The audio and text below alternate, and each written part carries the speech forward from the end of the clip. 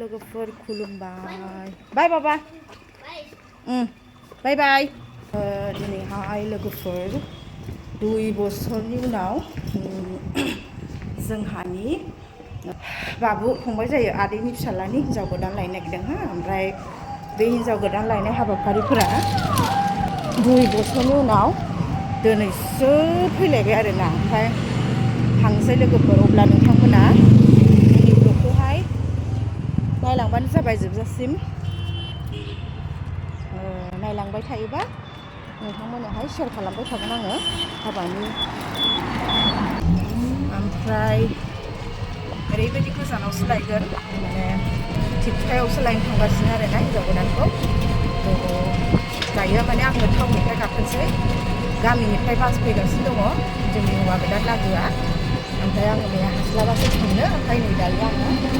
सापागुरिसिम बासाव गाखोनो थाखाय थांगासिनो दङ नायलांबाय थाबानो जाबाय नोंथांमोना गुड मर्निं गाइस गारि बास सौफैबाय आंना गारिया ओइनो सौफैबाय गाखोना लानोसै बासाव सौफैबाय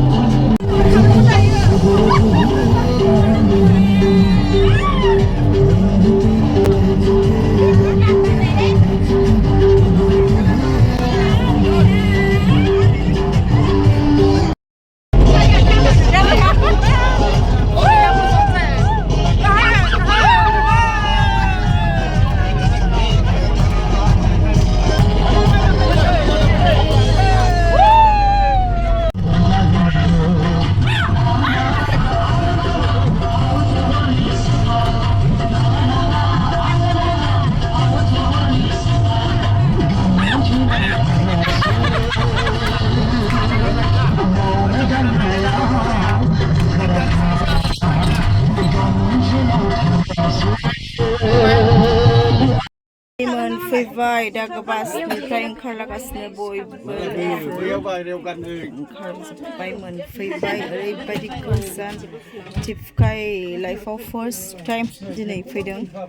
फैफेराखै आङो ओमफ्राय फंबायनि हिनजाव गोदान लायनो फैनायावसो दिनै फार्स्ट टाइम फैदों दंजोबो नै बे बासजोंनो गाखोबोदोंमोन औ हौवा गोदान पार्टि जोङो हिनजाव गोदान लांनो फैदों माबायदि मोनखोहाय हिनजाव गोदान लांनो फैनानै मोजां मोनदों आइ जायगायाथ' बिदिनोसै उदै दुबोजोबलायलायबाय हा गोजानायै हाजो गाखोबावनांगोनसो आयै हाला आङो हाजो गाखोबावनांगौसोनो अ माय गड नै उन्दुग्राफ्रा बिसोर सानैया जि उन्दुबोदों आयो नै अमा फिसा जानानै उन्दुनो मोनाखैनो आङो अमा फिसा 15 आयु मालाय बुरला मोनसिगोन ना मोनथों दे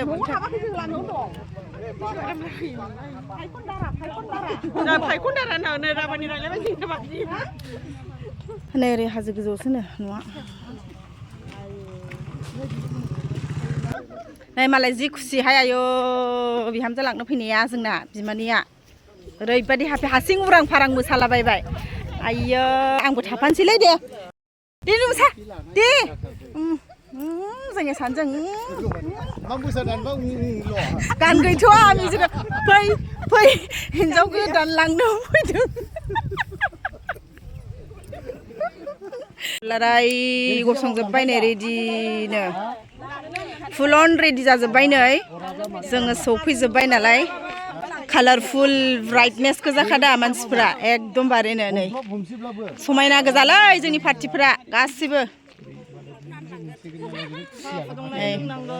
बिहामजो गोदाननि जाफुंगोन दा जाफुंथारगोन ना जाफुंथारगोन कालारफुल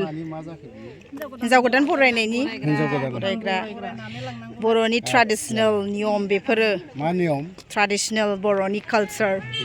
जोंनि बर' हारिमु याव थिखोगोन हिन्जाव गोदानखौ नैबे गारियाव थिखोनाय जागोन हिन्जाव गोदानखौ जोंना फंबायनि हिन्जावखौ आंखौथ' बिबाजैसो जागोन ओमफ्राय नैरैहाय जोंना गुमैया केमेरामेन गुमै हेलौ केमेरामेन आंनि गुमै इयो गाइसमोन वान अफ माय फेभरेट गुमै blog and he is also माय गुमै मोजां जादों जायाखै बे आंनि मादै ओमफ्राय बेयो आनै मादै आनै ओमफ्राय ओरै ब्रादार्सफोर नै आंनि काजिन्सफोर हेन्डसाम लगाय आंनि फंबायफ्रा गासैबो केमेरायाव केपचार थाजोबनांगौ गासैबो केमेरा थांसै दाना आवगायबाय लायथारनोसै जा फंबायनि हिन्जाव गोदानखौ थाब लानानै थांथारनांगौ ना गिदिर लांनांगौ थिपकाय फार्स्ट टाइम देहाय आं दिनै लाइफआव नों फैफेरबायमोन आंबो फार्स्ट टाइम लारि गाजा गोमजा जा बुरजा फैखादों जोङो ना बाजै लांनांगौ जोंहा गामियाव मोनलांथारनांगौ औ नै जोंखौ बरायनो थाखाय बेयावनो नेनोसै रा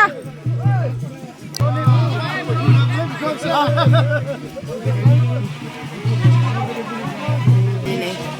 बरायनो थाखाय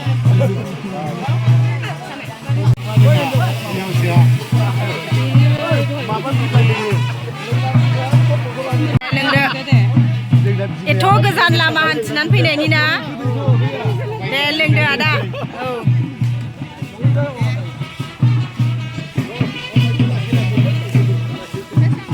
नै मोसाबाय जोंखौ बरायनो थाखायहाय मानसिफ्रा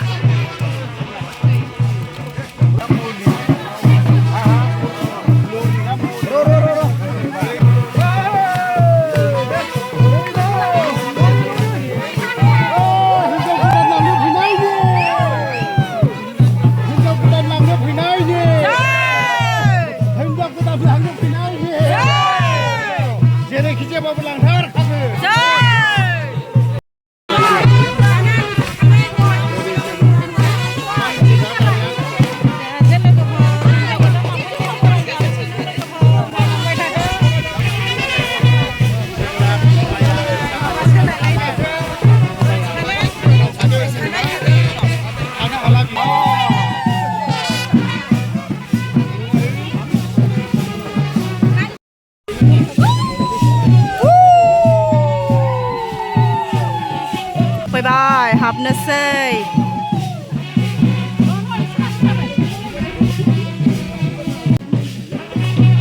हौवा गोदान नांगा माथो जेनखोना माखो दा मेंना फैबाय जेनाखै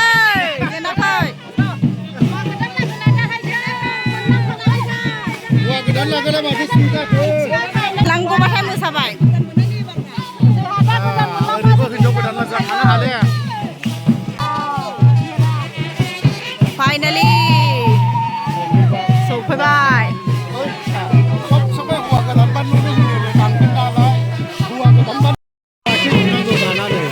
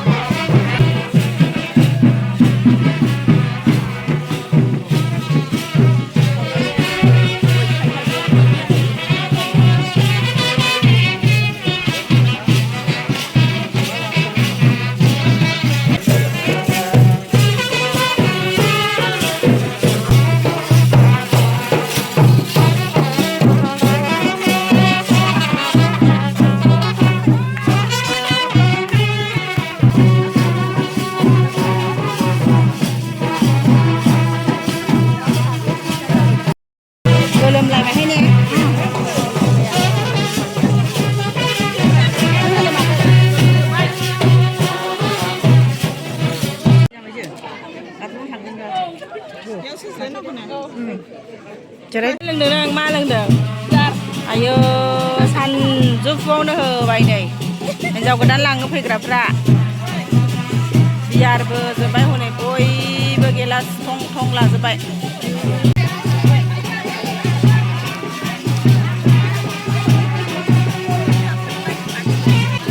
गोदो मोनलायखानाय बाजैया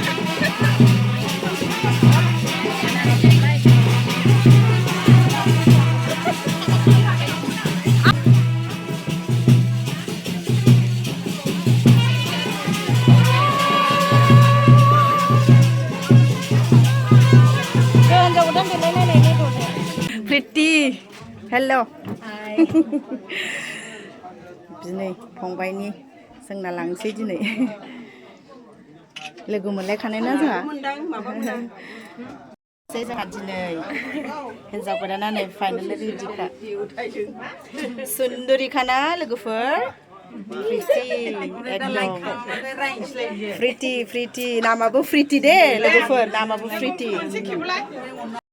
गानहोनोसै जोंहा जोंनि लागोनि लाबोनायखौ जोंहानि सोलायनाय दिनै आनबक्सिं जाबाय जोंनि बुस्थुफ्रा आनबक्सिं जाबाय नामाबो प्रिति मानसियाबो प्रिति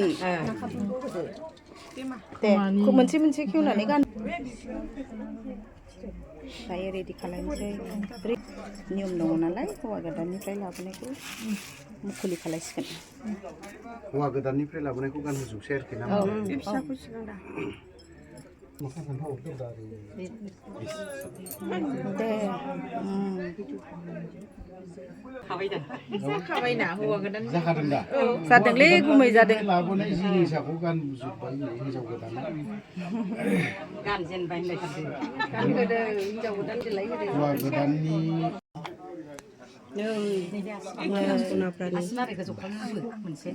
हिनजाव गोदाननि मोजां नुदों दा मोजां नुदों खालामजागोन नों गावसिनिखौ सिस्टेम दङ बिसिना हाखर हाखराव माबा जायो टाइट मोनबाय ना टाइट मोनदों नामा पारफेक्ट जाबाय माने जिरायबाय बुस्थुआ सानैखौ लानोसै नोंसोरखौ सासेया गादामफ्ला सासेया गादामफ्लि खुसियानो लाजाला मालाय हनै मोसाबावदो दे दायो मोसागोनहाय जोंहा ना बेसेबांबा जुग बोसोरनि उनाव दासो औ नङाबा मोसायाबा रंजायाबा बेखौ नेनानै दं जोङो औ आरो बिदि समा बार माला फैबावगोनलाय दासो लोखि सासे मोनलांसिगोन बेनो गोदान संसार मोजाङैल' संसार जाथोंसै परिबर्तन जाथोंसै बिहावाबो दै गरदसे आलो आलो मोनलोंथोंसै गोजोनै लोंथोंसै औ गाव सोना लाथोंसै नाखौफोरखौ नलद गोदोनि नलद आबैमोन गानग्रा नलद आबैमोन गानग्रा नाखाफुला हासानि थांबाय जोंना नलदसो नाकेर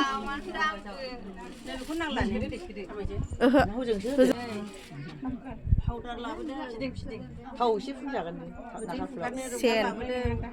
पारफिउमालाय पारफिउम गैया पारफिउमा सारदो पारफिउमखौल' होदो पारफिउमथ' देना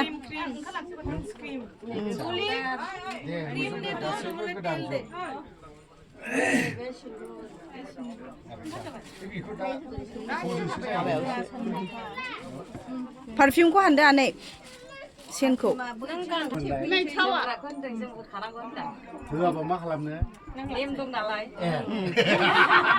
हौवानि जिनिसखौ लानांगोन नियम गैयामोनबाथ' दे फास्राखौ होदो होमबा दं नालाय बेखायनो होनांगौ आरो आदसा हिनजाव गोदाननि मा जायोमोनलाय नों बिमानै जाबाय थिगैनो दा गेदेरनि खाथिनिसो मोनजोब्बाय गासिबो खुनुरुखुम हाजोबखाबाय दा आथिङा Dan खालामनानै लांसै उफाय गैया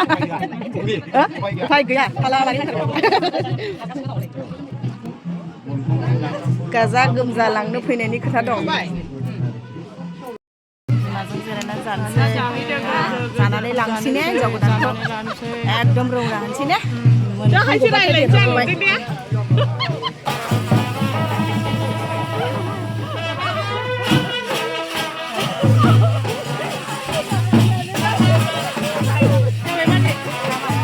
गामिनि गावबा गावनि खोथाफोरखौ एसेब्लाबो गाबफानोसो ओंखारलायो लोगोफोर बे बिदायाव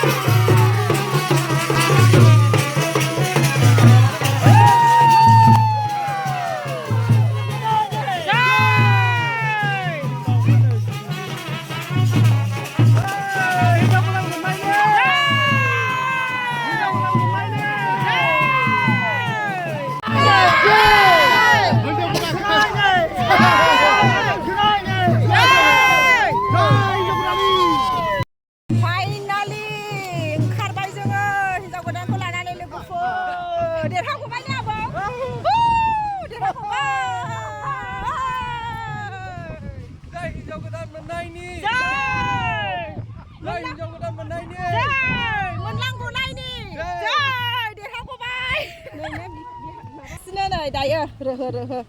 थांफिनसै अब्ला दिनैनि भिडिअआ बेयावनो थाथ'बाय लोगोफोर बाय बाय